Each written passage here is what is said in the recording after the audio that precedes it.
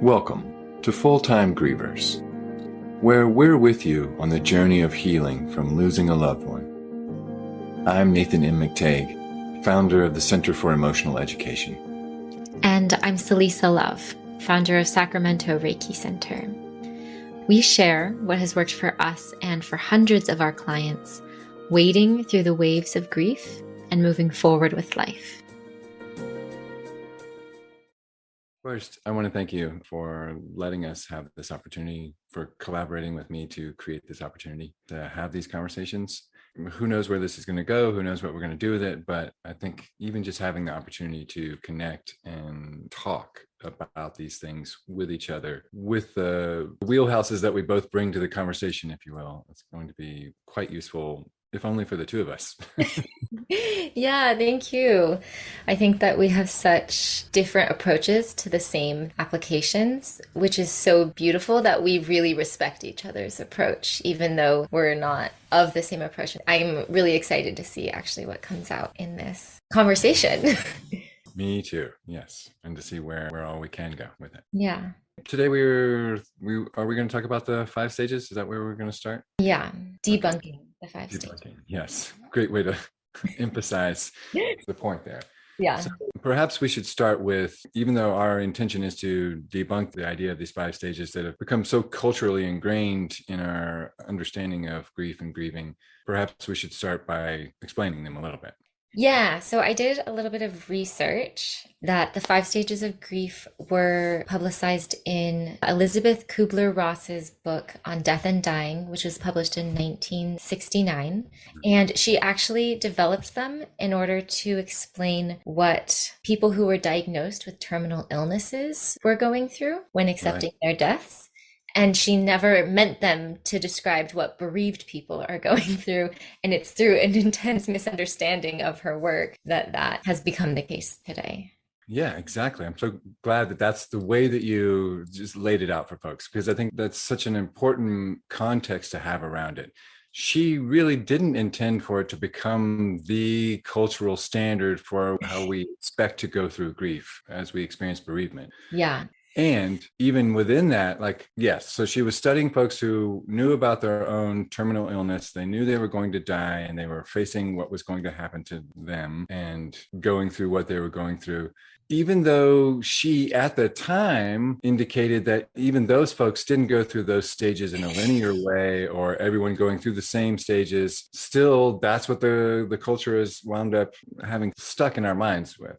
We proceed 1, 2, 3, 4, 5 through all these stages. Everybody goes through every single one of them, and you can expect to. Like if you're in one, well, the other one's coming right along next. Yeah, and to add to that, the stages are so just inaccurate as to what grief actually is. And I think that grief is such an umbrella term, kind of like how queer is an umbrella term, grief is an umbrella term that has so many facets in it. And it helps people to define it. And maybe that's why people have latched onto it, because it's such a simple, digestible definition. But it's not accurate. And then when people are actually going through the grief, they feel like they're grieving wrong because they're not doing it to this subscribed cultural norm way, which was never even meant to be applied to the circumstance in the first place. So it's really like a cultural tragedy that we found ourselves in this situation, that we even need to have this conversation today. Right. Yes. Well put. It is kind of like a cultural game of telephone, or did you ever play that where whisper a secret into, or a phrase into one person's ear, and you pass it around the room, and by the time the last person says it, it's totally different than the original utterance. Yes, exactly. It's like that, where she was studying what these people were going through. She was taking note of what she was witnessing in them. And even that isn't a controlled study. She was just interviewing folks, and they were self-reporting what they were going through. And she was asking them questions in such a way that we don't even know how leading they may have been or not. But at any rate, studying this phenomenon, then publishing her results for what she discovered, and then the whole thing kind of being cut and pasted onto this really whole other process. I mean, sure, we go through some, notable grieving if we know about our own death approaching, but that's really different from losing someone else. and navigating everything else that comes up around that. Yes. You touched on something I would love for you to say more if you're willing. The way that these stages have then informed the way our culture relates to grief as a thing. You called it a tragedy, that we're even having to have this conversation in a way, which I can really relate to. Yes, we've really been thrown off course in terms of understanding we have of what we're entering into when we approach grief or a grieving process, regardless of the impetus. What I'm wondering is if you can say more about your understanding of texture or richness of grief, as opposed to these, like first you go through stage 1, then you go through stage 2, then you go through stage 3. Yeah. So the 5 stages of grief that are defined are denial, anger, bargaining, depression, and acceptance. And those are all emotions that people certainly may experience when they're grieving. And if you look up a list of emotions, there's 500. So to say you're grieving, so these are the 5 emotions you get, Yeah. is incredibly suppressive to the human experience. Mm. When you can actually have many, many going on at the same time. And all of those should be held and felt in order for them to be released. And each emotion has its own super potent lesson to teach you of the impermanence of life, of change, of learning to let go even when you're not ready, or learning to let go even if you thought you were ready and now all of a sudden it's hit you. So there's so many emotions to choose from, and to give people the option of 5 is actually emotional suppression, which is going to delay someone's grieving process. Yes, I couldn't agree more. There's absolutely a way in which, even though this was never the intention of Kübler-Ross when she was creating this work and studying what she was studying and then publishing her results, but there has become this way in which, as the culture has taken those concepts of the stages that we'll go through and simultaneously, or maybe over a period beforehand as well, lost our access to the cultural understanding we had around grief and grieving and the processes that we were part of, village life and regional life and, cultural life, to support someone going through whatever they were going through in a grieving process. So such that, like you say, it is stripped down. So we lost what we knew or had access to knowing. Then we got this roadmap that wasn't actually for what this process, it was for a different process. Got the wrong map. Got the wrong map. And then we're going, well, but I'm not going through this yet. I'm not doing it right. Oh no, now I'm grieving wrong. I'm going to mess this up, or I'm going to be stuck here, or maybe I'm even doing wrong by my loved one because I'm not grieving right. Yeah. Or I haven't made it to acceptance. What do I do now? All kinds of questions. And I think suppression, is one for sure. Like, we can suppress other feelings that might be coming up because we think, well, I'm not doing grieving right. So I got to put it in denial, or I got to put it in anger, or we mistranslate feelings that are coming up for us as one of these stages, whatever I'm feeling, I'm going to call it anger because I'm in stage 2. Because my timeline since the person passed tells me it's time for anger. So I'm here to check into my anger. Right. What a human experience that is. Yeah. One of the things I definitely want to make clear in this discussion and wherever this discussion goes is that you and I both identify as full-time grievers. We both have people that we've lost and other things in our life through which we have accessed grief and grieving, so that anyone who might hear what we're saying later knows we think of ourselves as full-time grievers. And in my own experience, I've listed actually probably 36 feelings that I went through in the early couple of months. There have been some other ones then, but that was when I made the list. And I was looking at that list and I was holding up and I was looking at it in terms of the 5 stages and kind of trying to map it onto each other. And it wasn't. It was as though I was looking at the map, but then I was looking at where I actually was in my experience and really getting the sense of there being this mismatch. Yeah, they're not compatible. And I want to just name that you having 36 emotions is a super normal amount of emotions to be having. And I think that that's not normalized to a lot of people. That they're like, whoa, this is too much. And they feel the need to have less. And that leads to the suppression. But actually to have 36, that sounds like a healthy number of emotions to me to be going through that process of grief. Yeah. Yes. And if it's 36, that's also fine and cool. Yeah. Yeah. I love the way that you're bringing that piece into, because there's the way in which thinking that we're just supposed to go through these 5 stages can invite us to suppress other feelings that might be coming up. But then there's also this way in which thinking that those are the 5 things we're supposed to go through can have us make ourselves wrong for other feelings that we might be having. Like when we're feeling something like, oh, I had a whole bunch of fear come up. Just like I had like a level of fear come up that for the first probably 2 weeks, I was hypervigilant. I couldn't sleep. I was waking up in the middle of the night. I actually shed like multiple layers of skin, pretty kind of gross, but the inside of my clothes were just like layered with like shedding. I kept seeing things out of the corner of my eyes, this sort of like real heightened level of anxiety. And then I was worried about our children, and I had fear about sounds.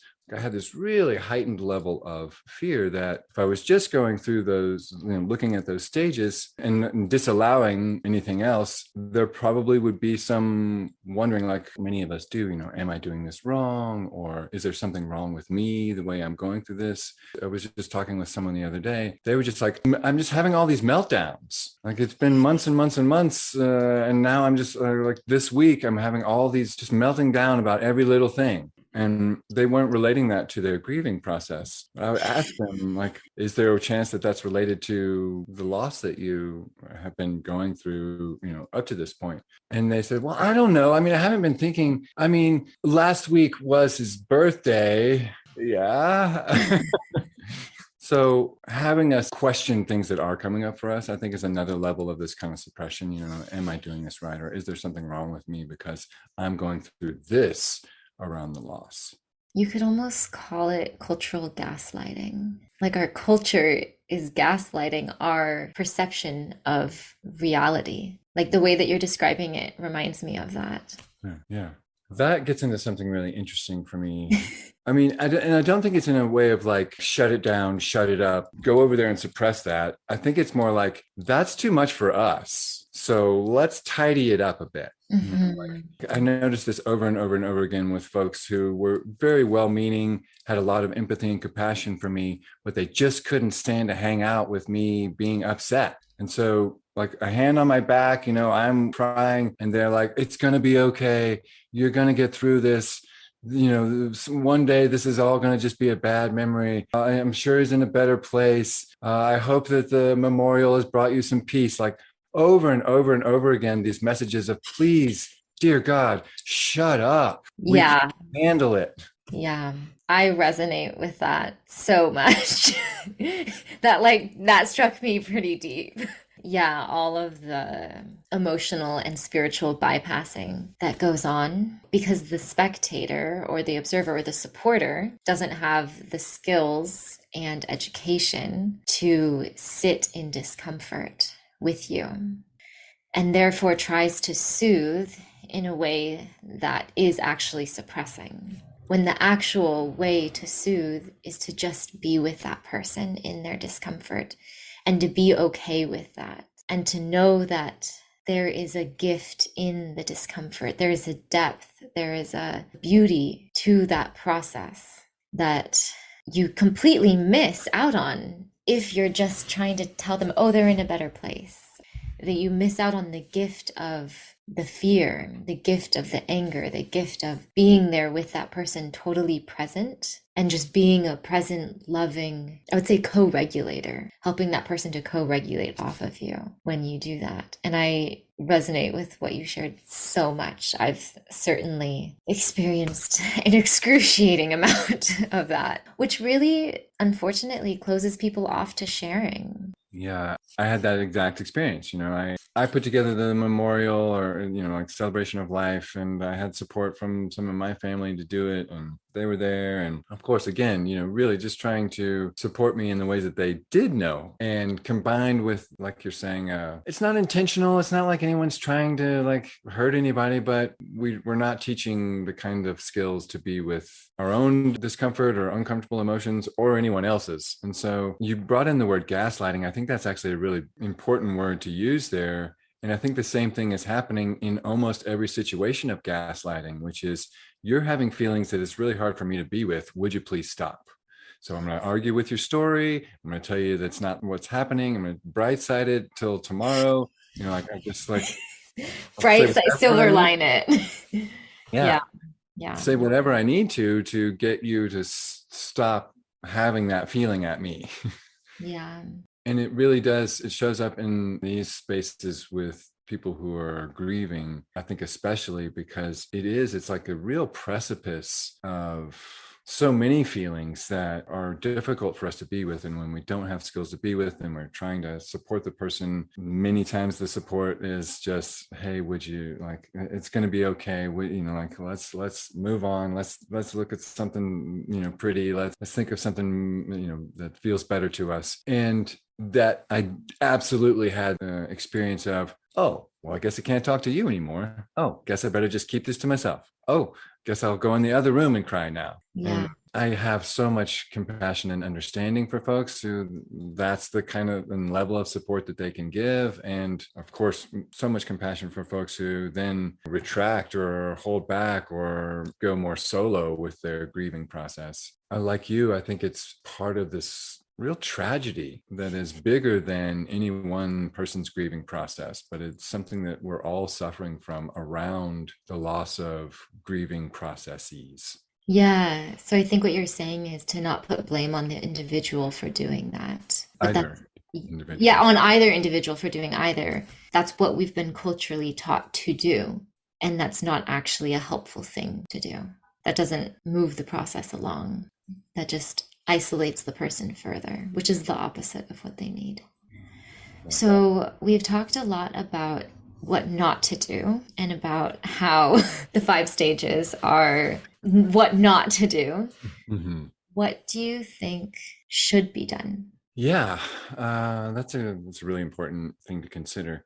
I think I'm kind of with Francis Weller in that grieving has become this kind of radical act, this kind of subversive act. And we need to do that kind of protesting as grieving people. We need to, maybe need is too strong of a word, but I think it's highly useful. I think it's part of the healing of what we've culturally gone through around grieving, to allow ourselves to be seen in it, to allow ourselves to keep tapping into it, to allow ourselves to keep sharing it, even especially with people who we know can hold it and can support us by just being with us in it. But even in some of those spaces where people can't, because I think of it as part of working against this suppression, this tragedy that we're all living through. Mm-hmm. What do you think of that? Yeah, I think finding a place to grieve is the only way through. The only way through grief is through it. Mm-hmm. You can't go around it, you can't go over it, you can't go under it. You have to go through it.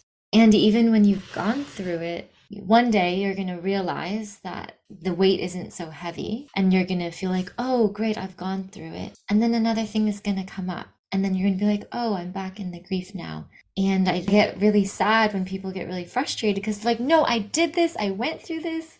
Why am I going through this again? It's like, you actually have to just keep going through it. That grief is not a linear path to acceptance. It's a path to learning to live without that person.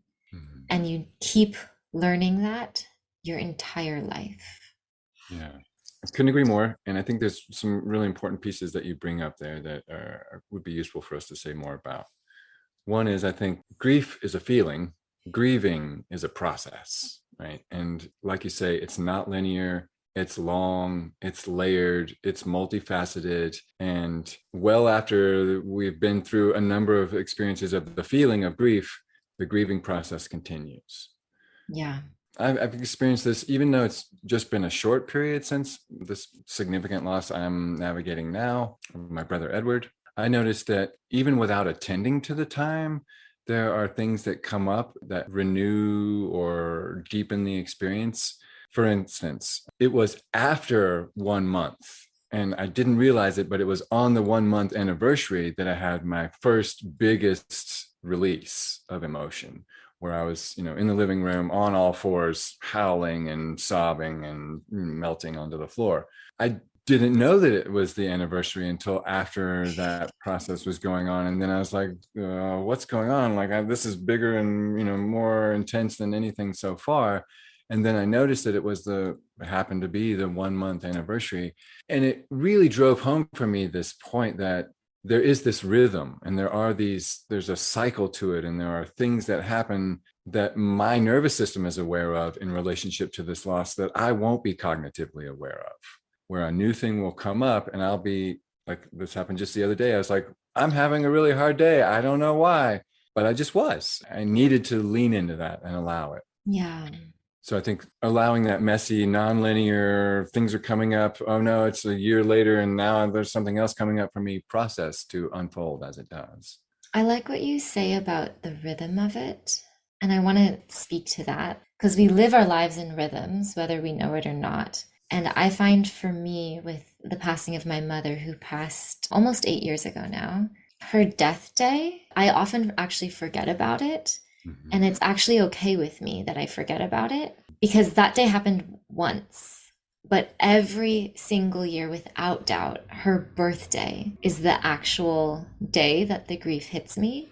And that's because my entire life we celebrated her birthday on that day. So that's sort of like it's a mini holiday ceremony that my family had on that day for her. Yeah, so the rhythm of her birthday tells me, oh, that's right, she's not here anymore. Much more than the rhythm of her death day does, which is very surprising to some people. To some people, they would think that the death day would be harder. And it's very individual, and this is just my individual experience, but it's just a fascinating, deeper dive into that notion of rhythms of grieving. Yeah. Well, and that doubles back on another thing that you said that I want to make sure that we touch more on, which is the learning process of this, right? Like you were saying with your mom's birthday, that was something that how old were you when she passed? I was 21. 21. So 21 years of you having that cycle and your brain predicting that on this day, when the sun is in this position in the sky, we have this event, right? Yeah. And that is a huge part, I think, of the grieving process that is largely unknown, is that our brain is desperately trying to figure out what happened. Mm-hmm. And as it begins to come to terms with, there's been a loss of someone that was close to me, and because our brain works so much on prediction, what it does is a whole bunch of times is it predicts erroneously that person is still there. And then it's like, oh no, wait, the person isn't there. Then we have a big upwelling of grief or grieving or whatever the feelings are that are coming up for us around it. And then that happens again and again and again and again. And that, I think, is an important part of the way the rhythm works earlier on, where it's more intense and they're quicker, and like the reminders of the loss are faster and closer together. And then for many of us, as we move further away from that initial instance of the loss, those reminders of the loss become a little further away, or a little, the cycles get longer. And the prediction error that we're making, that my person's still there, oh no, they're not still there, gets fewer and farther between and a little less jarring each time it happens. Yeah, like the mind looking for them. Yeah. The mind looking for them. For me, it's in the winter right after the new year, whatever my mother's birthday is. Mm-hmm. The mind looking for them and not finding them. Or for me, it's in dreams as well. If I have a dream about my mother, I wake up, even to this day, I wake up and I think, oh, I should go call her. And then I go through another round of like, oh, that's right, I can't. Mm-hmm. This episode is brought to you by the Center for Emotional Education and Sacramento Reiki Center, where we support full-time grievers every day. Many of our clients have tried everything and it still hasn't been enough. After our work together, they gain the tools and skills that they need to navigate their grief on their own. You can get more information at sacramentoreikicenter.com and centerforoemotionaleducation.com. Well, and this is actually, I think, where some of how people relate to the denial phase actually comes from, is that our brain is like, no, I've predicted for 36 years or however old we are when the person passes, that person is still there, wherever they are in proximity to me, in both, physical distance, but also emotional distance. We have them mapped, and that person has been there every time, or at least almost every time that I've gone to check until now. And for the brain and the way the brain learns, it doesn't make sense for it to just be like, okay, that person's gone off the map now.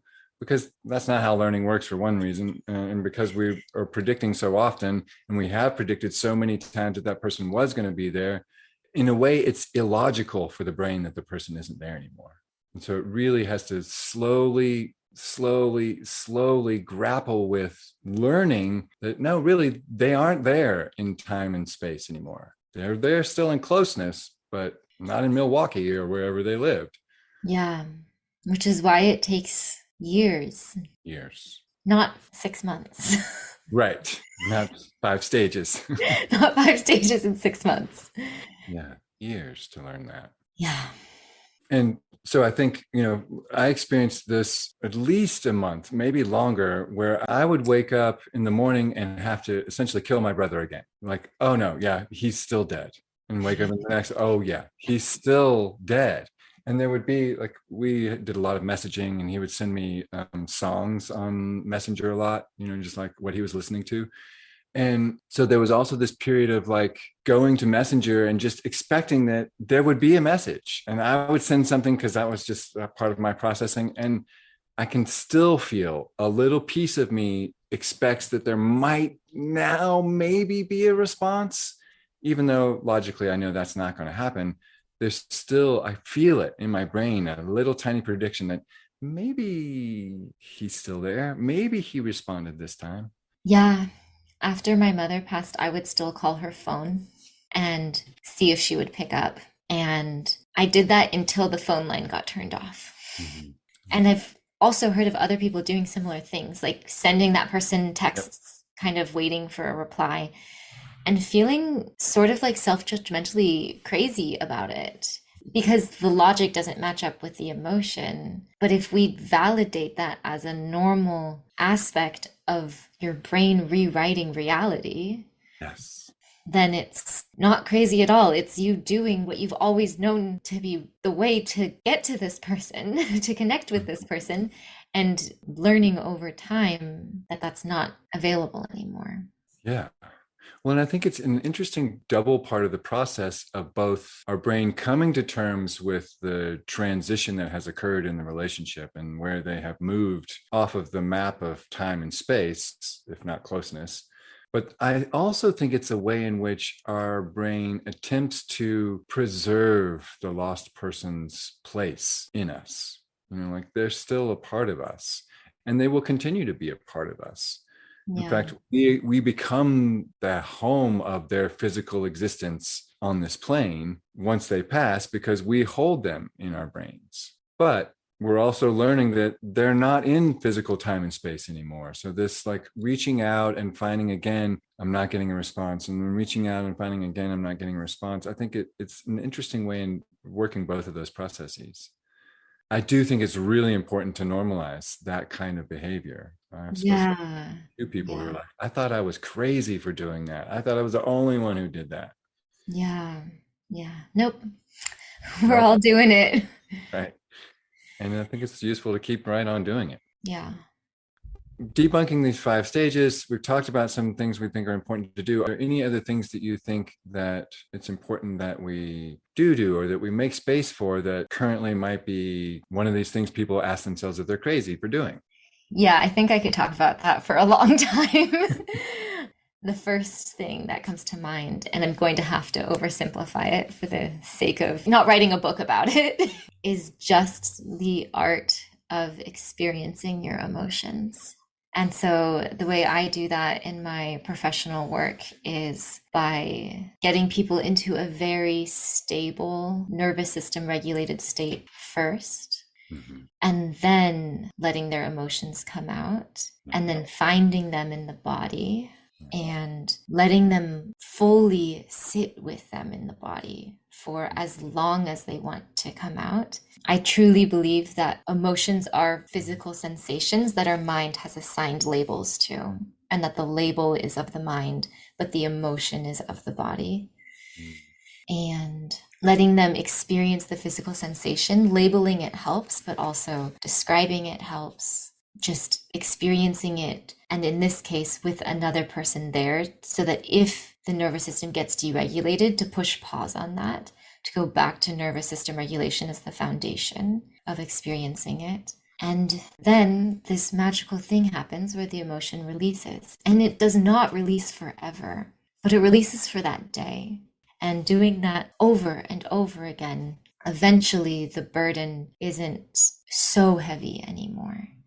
And it will still come. And I think it's a very important skill for people to learn to do that. And I think that skill can often be best learned with like a practitioner there by their side, but eventually they can learn to do it on their own, to get regulated and then feel and feel and feel. And if dysregulation comes, pause, get regulated again, feel and feel and feel until it moves through. Wow. Yes, I couldn't agree more. You know, for sure, this is exactly the kind of work I do and Yeah. I train folks in. Yeah. And I really love what you're describing in the process. I want to underscore a couple of things that I think are important for folks. So you mentioned regulating the nervous system. I think that's such an important piece for this particular process because many of us have fear and dread and shame as meta emotions that come up around the feelings of the grieving process. So reassuring our nervous system that it's safe to go into these uncomfortable feelings and safe for us to sit with them is absolutely vital for being able to actually healthily tap into those feelings that are coming up, be with them some, process them some, and release them. I think if we go in there dysregulated, then we are actually likely to hurt ourselves. Yeah, to further traumatize. Yeah. Yeah. Or to go into more of a survival state and then like fight with someone or run from or distract ourselves from it in a myriad of number of ways, or freeze up and have to take a nap or another nap or another nap, or not be able to take action that's important to us, or even move into appease and start trying to please everyone else and focusing on making sure they're happy so that we have a sense of being safe and never tending to our own grieving process. So I can't emphasize enough how important I think it is for people to know that we don't just like sit around and wait for feelings to come and get us and then like, oh, what do we do? And then, survival brain our way out of it. This isn't what you're talking about is an intentional way to treat feelings, to support ourselves in the processing and release of feelings so that we can, as you say, go through them and come out the other side. So again, regulating, and there's lots of ways to do that. I like to use breath in particular for this kind of process, a regulating breath being just making sure that the inhales are about half as long or take about half as long as the exhales. I do the exact same thing. Okay. Yeah. I also like to bring in touch, like a little bit of palm to chest or to the nape of the neck or even to the forehead. These places being touchstones in the nervous system that signal that it's okay to engage, but also if we keep that touch going for 30 seconds or more, triggering the release of oxytocin in our brains, which is that bonding neurochemical, which helps us have a sense of being safe to go into those feelings. So that process by itself being just so useful to train the nervous system that I can go into these feelings and it's not a bear coming to get me. Yeah. Also described this really beautiful process that I think is worth emphasizing so then you do that regulating and then you like tune into what the emotional experience that you currently have is. And then, like you say, look for how it's showing up in your body. So many of us, we're afraid to tune into feelings and we think the cultural mythos is we're going to get stuck there, right? We're going to, if I open up to that feeling, I'm never going to come out. I'm just going to be stuck like that forever. We need to debunk that too. Yeah. Where I find most people get stuck is in the story that they tell themselves about the feeling instead of tuning into the experience of the feeling. So this thing that you're describing of like, okay, so I'm working with some anger right now. What does that actually feel like in me? And allowing ourselves to explore that as though it were, like a game or something. What does it look like in here when I'm having the experience of anger? And for many of us, we might notice things like our heart rate is elevated or our breathing is short or my belly has butterflies. But for others of us and with different feelings, it can be things like, like a volcano of electricity in my chest that's spewing up through my throat and coming out the top of my head with purple lava, like it can be this really incredible, energetic, metaphorical kind of experience. Have you had both? Yes. Okay. Yeah. So allowing for folks to sit with and explore that as they continue to regulate themselves a little bit. Yeah. So, like you're describing, giving themselves the opportunity to explore the experience. And when you do that from a regulated place, then what begins to happen is that the nervous system goes back to more regulation, right? It allows that feeling to come up. You're processing a little bit. Some of the energy of that is being released from your system. And then you begin to go back to a state of even deeper regulation. Almost like the nervous system says, no, I can't feel that. If I feel that, I'm too dysregulated. But then be like, no, get regulated, feel it. And then you get even more regulated and a lot of relief. Mm-hmm. Yeah. And I like that you're emphasizing too, if you go through this process, yes, you allow the activation of the emotion to come up and that has all the experience that it has in your body. But if you keep going, you get to this place of deeper regulation. And I think it's important at that stage to emphasize that this whole process was safe for you by going back to more breathing, more touch, if you left off with that. If you have someone nearby who's willing to add touch, a boring cuddle or a hand on your back. It's not too much motion. It's not like romantic. It's not going to turn into sex or anything like that. It's just like a real boring kind of touch. Can be so useful, right? Yeah. Yeah. For us neurochemically to continue to get that message that it was safe for us to do that. Yeah.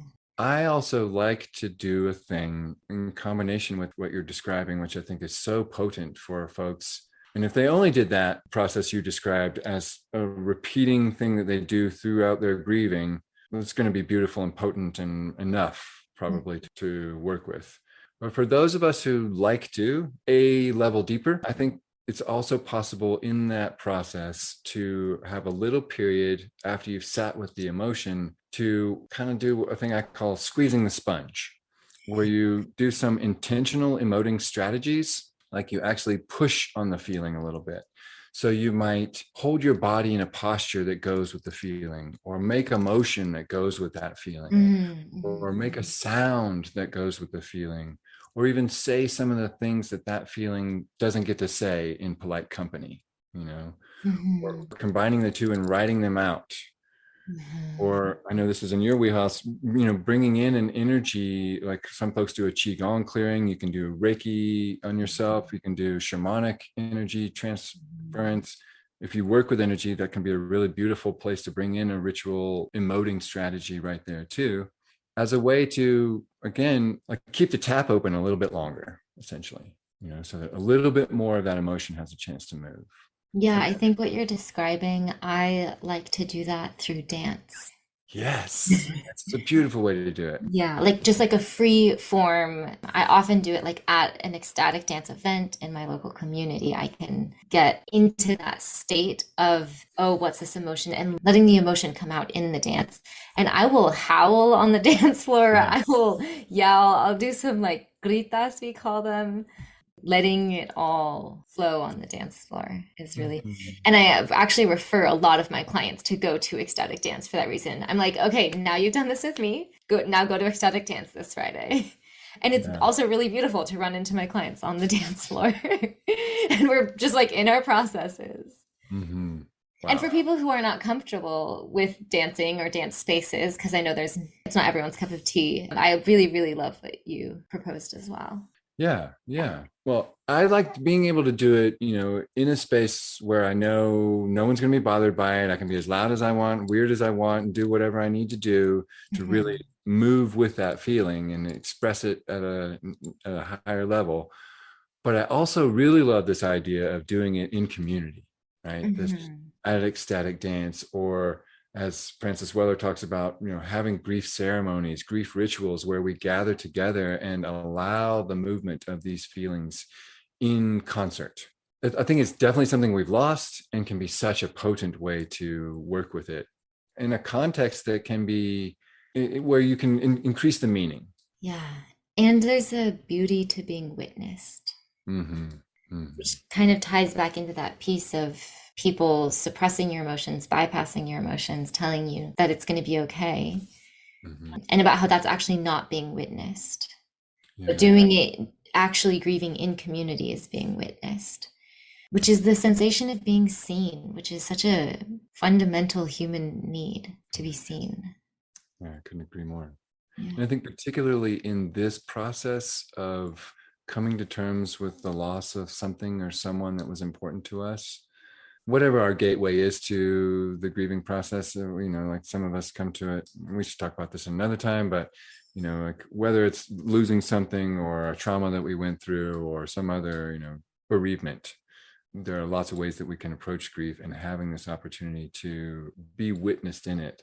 I think it's a piece that we, especially in the West, it's a dramatic loss. Like in other parts of the grieving process, there's been more of a decrescendo, or like a slow loss. I think this is a bigger, more catastrophic and immediate kind of loss for so many of us, that especially during COVID is like a new layer of that, where if we had, like, many of us had the remnants of a grieving process in like the funeral or the memorial or that kind of thing, where we get a day to really let it all out, and for a little while, like do some processing together and be seen in that, wear our black or whatever. We didn't even get that for many of us during COVID. And so there was this, I think, additional huge loss in being seen in our grieving process that so many of us are suffering from. Yeah, grieving in isolation. Mm-hmm. Yeah. And I think both are necessary, like grieving on our own, going to that cave, but then coming back out and sharing it with our people. Both are so vital. Yes, both. Not just the one. Not just one. Yes, both. Yeah, I agree with everything you said. All right. Any last thoughts or anything you want to make sure that we... I'm feeling pretty good about this talk and how it's gone. Yeah, me too. All right. Thank you so much. Thank you, Nathan. Yeah, it's been fantastic to have this opportunity to chat with you, Selysa. Yeah, I'm actually really looking forward to the rest of our topics. Me too. Yeah, I think that'll be really beautiful. All right. Hey, thanks for listening to Full-Time Grievers. Please hit the follow button wherever you're listening now.